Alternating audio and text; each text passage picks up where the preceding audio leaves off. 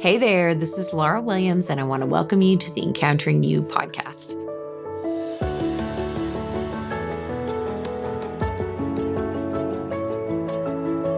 I'm really excited to be here with you today.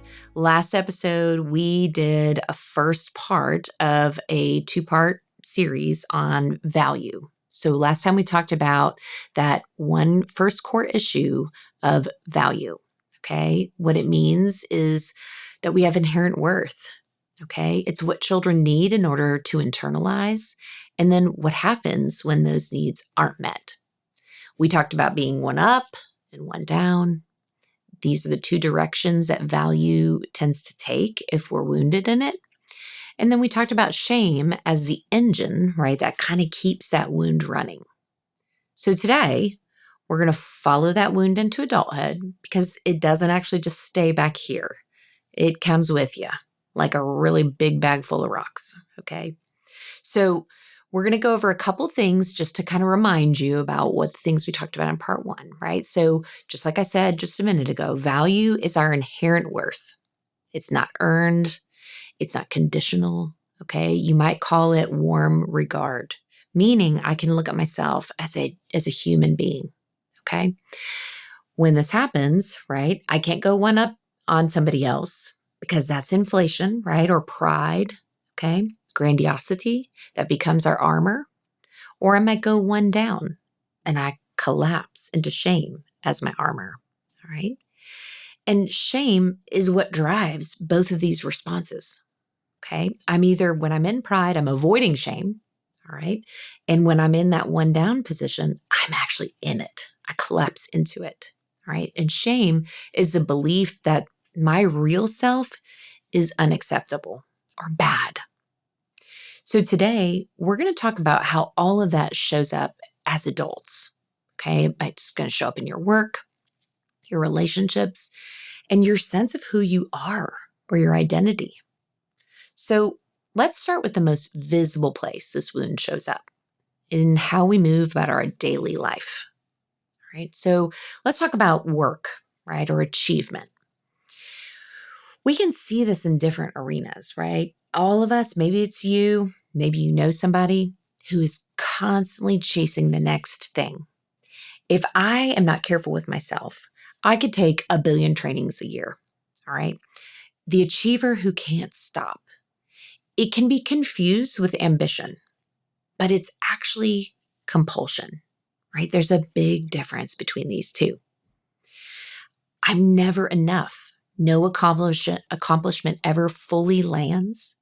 The next one is always the next one, right? And finishing something, it actually kind of feels empty rather than satisfying. There's also the idea of perfectionism, okay? And when we look at this, a lot of times people will say, well, I'm just a perfectionist. This is not a character thing, okay? It's value management. If I can't be criticized, so if I'm perfect, I can't be found as lacking. One way this might show up too is if I'm a perfectionist, I'm never going to want to disappoint someone, all right? If I'm disappointing someone, then I'm in a shame hole. Perfectionism isn't about standards. It's about protecting the feeling that's produced when I'm not perfect, okay? There's also this sense that I might be found out. A lot of people call this imposter syndrome, okay? If we want to look at like what's the term that's kind of floating around. It's this persistent sense that I'm going to be found out. I've fooled everyone so far, but eventually someone's going to see. So even people that look like high performers, and if this is you actually carry this when the value wound is really deep. This is one that's difficult for me. So the inability to rest without feeling guilty. Sometimes rest can feel dangerous, right? Our worth is tied to how productive we are. So if we're napping, vacationing, even having a Sabbath, or just having downtime, these things actually feel like moral failures, right? When our worth is built on achievement, you're only ever one failure away from worthlessness. And that treadmill never stops. because you can never afford to get off of it. And that is exhausting. Okay. So, how about in relationships? This can show up in a lot of different ways. I might have this chronic need for reassurance. I'm famous for this one, and I've been working on it for a long time. Did I do okay? Are you happy with me? Are we okay? A lot of people that struggle with attachment have this show up in their relationships. They can sense when someone's upset or they can sense when someone's off.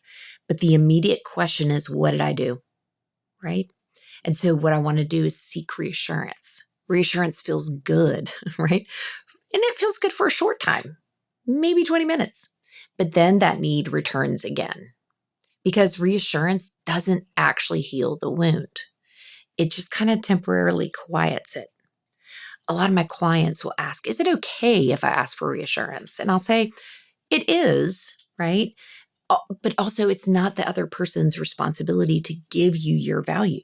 It is your responsibility. Unfortunately, when we make it out of childhood without that intact, okay, it becomes our responsibility to do that for ourselves. So while it's a gift if a friend can do that for you, or if your partner can do that for you, or a workplace can do that for you, it's actually not their job, right? And so we have to do that for ourselves. I might overgive to earn a place. So if I do enough, give enough, help out enough, I can justify being here, right? So the relationship becomes very transactional. I earn my worth through what I provide to this relationship. And that gets it's a very shallow way of being, right? Most of us in relationships feel this way. We feel like we have to invest enough in the relationship to earn it, okay? And this is different than if you have a relationship. We obviously need to invest in our relationships. Okay, that's a really practical and logical thing that we do. But when our value rests on it, so my value as a friend, I am only good enough when I am pouring myself into this relationship. Okay, that's where it becomes problematic. We might have difficulty receiving love without kind of being a little bit suspicious. Why do they like me? What do they want? Well, this isn't going to last, right? When you don't believe you're worth loving, love from others feels like a mistake. And you just kind of are waiting for them to realize they're wrong. Okay. And then sometimes we choose relationships that confirm that wound. If we're one down, we do tend to gravitate toward people who treat us as less than. Okay. This feels familiar to us. Okay. If we are in a relationship where we're one up, we might surround ourselves with people that we feel superior to because this feels safe. All right. I might have difficulty with conflict because disagreement equals rejection of worth. Okay. If you're angry with me, it means I'm bad.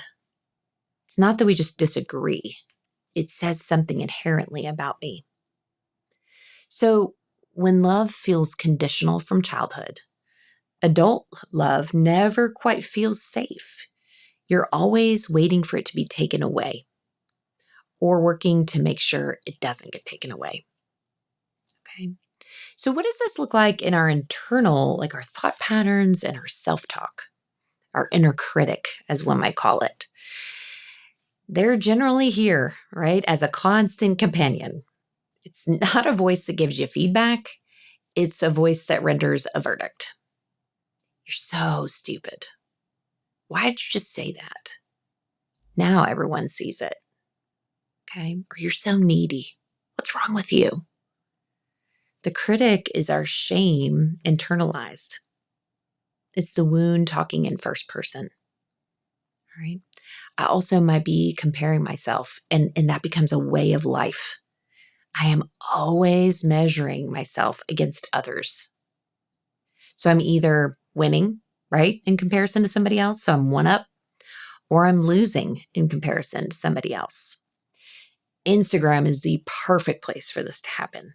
Okay, we look at Instagram all day long, and you might monitor yourself as you're looking at this. For those of you that have social media or whatever social media outlet you use, you can judge your own value just based on how you feel as you're watching your scroll. Okay.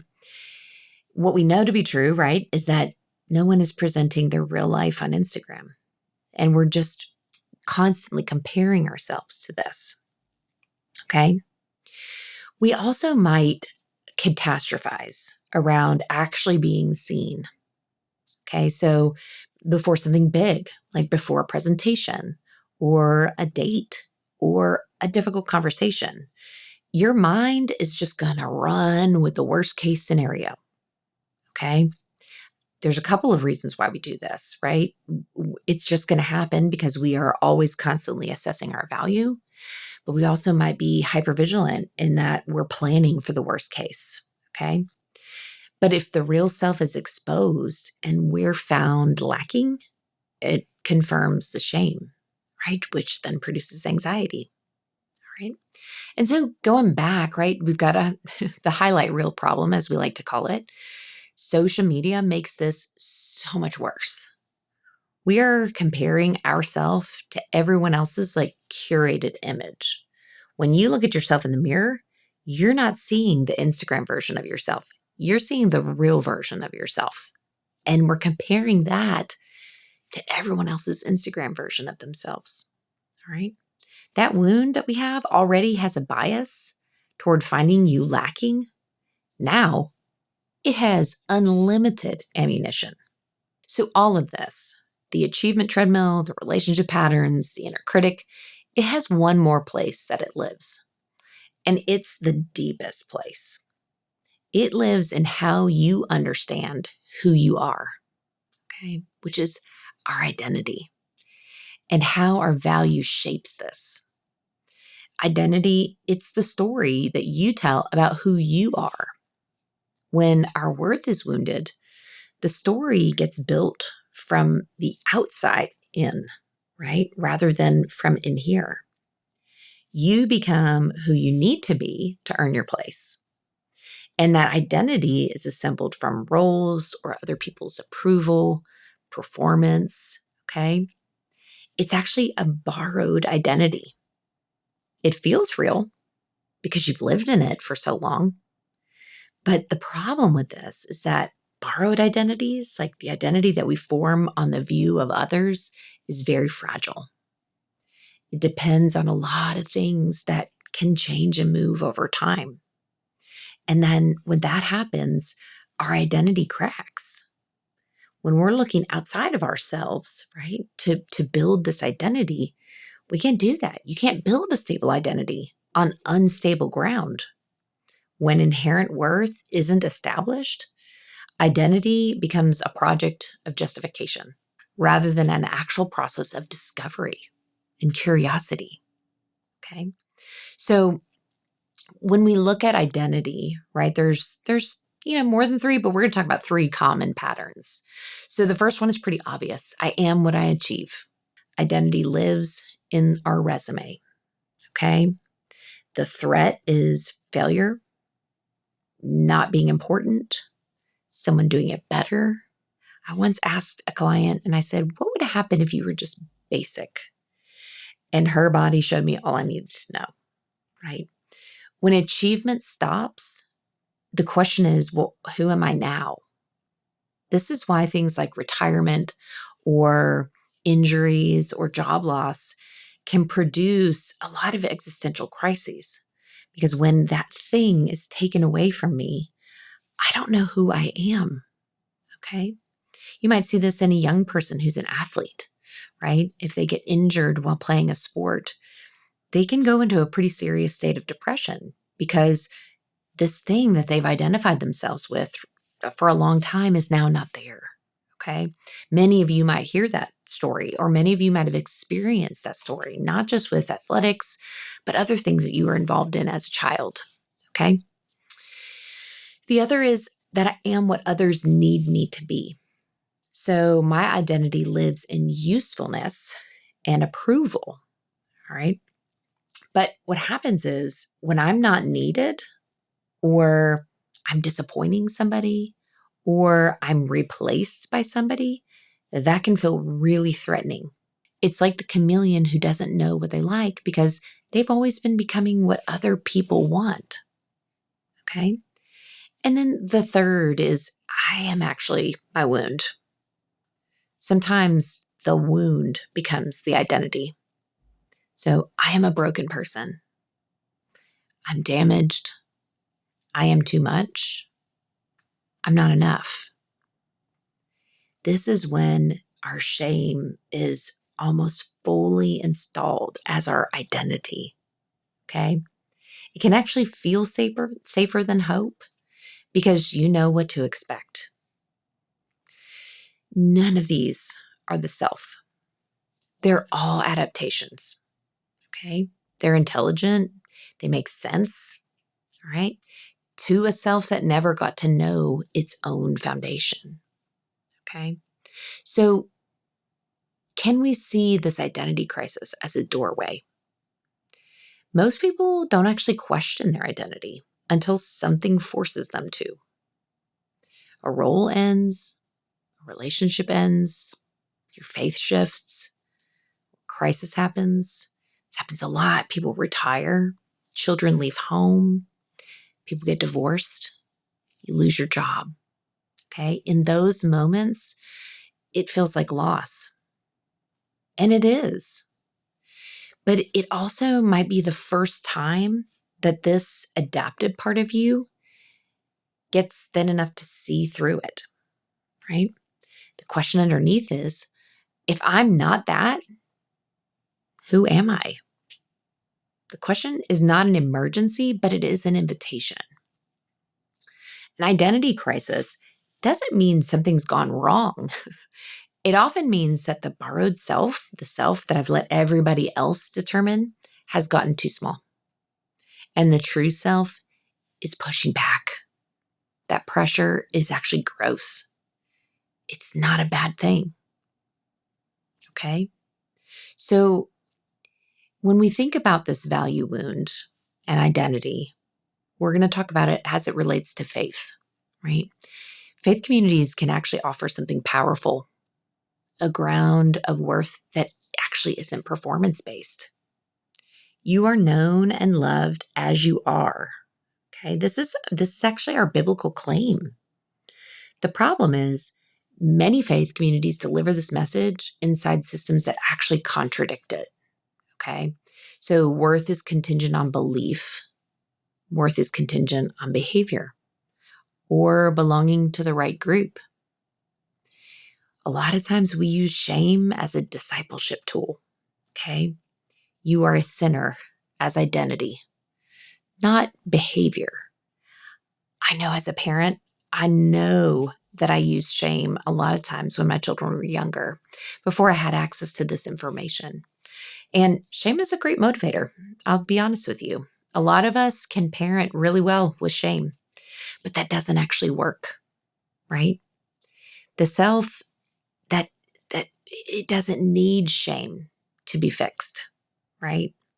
So for many people, faith and shame become fused. They actually like join together. God becomes the ultimate one-up authority, and they become permanently one down. Okay, now I want to be clear. We're not putting ourselves on the same as level as God, all right? But you can notice this in a lot of faith communities where we start off being sinners, right? And so we can put that as one down. But in actuality, we're humans. We're just here. And God knows that, okay? So genuine formation, it works in the opposite direction. It expands the self rather than diminishes it. Okay, it names worth rather than making it conditional. And it actually invites honesty rather than performance. You were not made to perform a self in order to be acceptable to God or to anyone else. The invitation of genuine formation is to show up as what you actually are and find that that is actually always enough. So, with all of that, what does healing actually look like? because this is the wound, again, that everything else kind of sits on. And I don't want to leave you with just a diagnosis. So when we think about this, healing is not about self-improvement. You cannot improve your way to inherent worth. If worth is inherent, it actually can't be achieved. It can only be realized or recognized. The goal is not to become more worthy. It's to stop acting as if you're not. And that's a different project entirely. What actually moves the wound is a few things. So, being seen accurately without being destroyed, right? This is the antidote to shame. So someone witnesses the real thing and doesn't turn away. All right. We might all have relationships where this might happen in. I always talk about Ashley. Ashley is one of the relationships for me that this works in. I realize I can show up as a human being and not risk her turning away. Therapy is actually another place where this can happen. Okay. If I think about sometimes when I have a client that's coming in and they're telling me something that they've never told anybody before. Okay. And I get it from a place of like, well, they're paying me to be here, right? But there's a presence there where nothing that anybody tells me is shocking anymore. Nothing that anybody shows up with is surprising. Okay. And so when I can sit with someone and go, yeah, that makes perfect sense, right? There's a way that builds a safe relationship so that person can show up the next time with even more of themselves and realize that it's not that bad, right? We can notice our one up, we can notice our one down movement in real time, okay? And again, when we think about this, so if you walk out right now and you realize that you're judging somebody else, what I don't want you to do is judge yourself for judging somebody else, okay? We all do it. But what I want you to do is get curious about it, all right? So what happened right there, right? I might judge somebody else and I might go one down. In a superficial way, I might look at that person and be like, wow, that person, like their outfit is so cute. And man, look at me. Okay, so I just went one down. Or I might look at that person and go, what in the world? Did that person even look at the mirror before they walked out? I'm going one up. Okay, so instead of judging myself for doing that, I'm going to be curious. What was the trigger?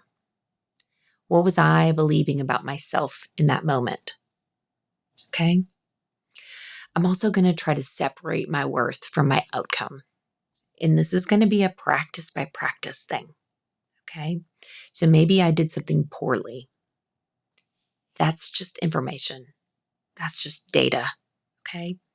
It's not a verdict of who I am or what my value is. Let's say I did something well. Okay. It feels satisfying, but it's not the source of my worth. Okay. So when we're working with the body, right? Again, we're not working just with the mind, we're working the body. Shame lives here. All right. A lot of times people will say it like it lives in their gut. So shame lives in our body. So healing has to reach here too, right? We're going to do somatic work. We're going to do breath work. You might want to find a body-based therapist. Okay. And you're going to do spiritual practices that help you feel whole in your body. And then this is a tough one. Letting love land. Okay. Practicing receiving unconditional love. So when somebody says something kind, which is really hard for a lot of people, I'm going to try to stay with it instead of deflecting it. All right. This is harder than it sounds. All right. And what we're doing is we're getting comfortable with the idea that we actually are good enough. We're actually getting used to that idea, which takes a little while. Okay. That's why it's a practice by practice basis. When you get a compliment the next time, I want you to think about how it feels in your body. Think about that discomfort and see if you can start to tolerate it. All right. So as we talk about healing and identity and finding what's actually there, As worth becomes more stable, our identity becomes more honest. You stop needing the role to tell you who you are. You start to notice what's actually true about you. You might start to notice your preferences. You might start to pick apart your values or your ways of being. I notice a lot of people when they start to get more intact with their value, they really start thinking about their belief systems, even around their faith. Okay. This idea is that we don't have to perform. Okay. We don't have to be strategic. We can just be true to us. This process is really slow. Okay. And so when you're listening to these podcast episodes, I know if you're like me, I want to take this information. I don't want to feel different today. Okay. And that's really hard because the truth is it is going to feel uneven for a while. Some days the ground might feel solid. Some days your old mirror is back and you're comparing again. Remember, our goal isn't perfection. It's just growing our ability to stay a little bit longer. Okay. So you don't have to earn your place in your own life. You already have a place. It was given to you a long time ago. Your work is in learning to live in that place, honestly, imperfectly, and with just a little more grace for yourself than you've ever given before. Okay? So where is your worth currently living? Is it in your achievement? Is it how others respond to you? Or maybe it's your role? What happens to your sense of self when that thing is threatened or taken away? Is there a story you tell about yourself that you've never questioned? I'm too much. I'm not enough. I don't deserve this. Where did that story come from? Is it actually true? Or is it this wound talking? Think about the last time someone said something genuinely kind or affirming about you. Did you actually let it land? Or did you deflect, minimize, or just explain it away? What would it take to just receive it? And then, if that borrowed identity that's been created by looking outside yourself actually fell away, right? So the role, whether it's mom, wife, friend, you might have a title, CEO, administrative assistant, okay? That thing you're known for. What would be left after that? Does that feel scary? Or is there something in you that's curious about finding out who that person is? Okay. The value wound is one of the most foundational wounds that we think about. It shapes everything. How you work, how you love, who you think you are. If we're one up or one down, remember they're both the same wound, but they just look different. And shame is what keeps it running in secret, in the body, in the stories we tell about ourselves. And it touches our identity at the deepest level, that borrowed self that learned to substitute for the real one. But the real self didn't actually go anywhere. It's just underground. It's still there, and it can be found. You were worth it before you did a single thing to earn it. You were worth it before anyone told you so. You're worth it now. Even on the days when nothing feels like I have evidence of that. The work of healing is not becoming someone new. It's just coming home to someone who was always there. So my encouragement to you today is keep going. Keep taking one step after the other. And if you like this episode today, please send it out or subscribe. I'd love to see you next time on the Encountering You podcast.